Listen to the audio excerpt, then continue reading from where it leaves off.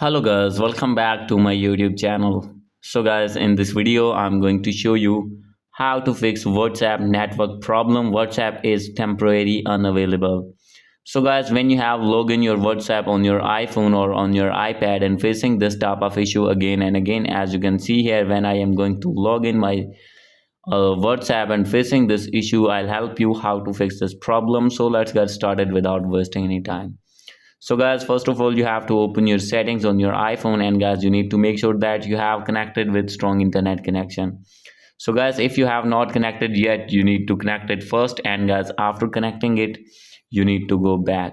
So guys, now you have to click on general, scroll it down, and guys, you need to click on VPN and device management. If you have connected any VPN, you need to disconnect that VPN. After doing this, you need to reset your network settings from here, as you can see.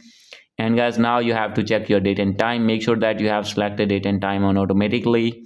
And guys, after doing this, you have to go back. And guys, you have to check for update on your iPhone. So guys, simply you have to open your app store here, and here you need to search WhatsApp. So guys, after searching WhatsApp, you have to open your WhatsApp here.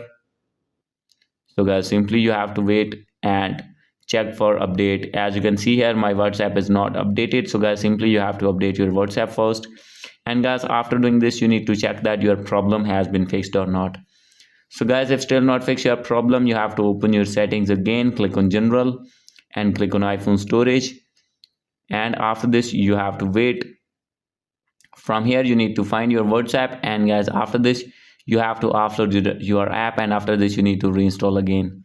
And guys, now your problem will be fixed, as you can see here.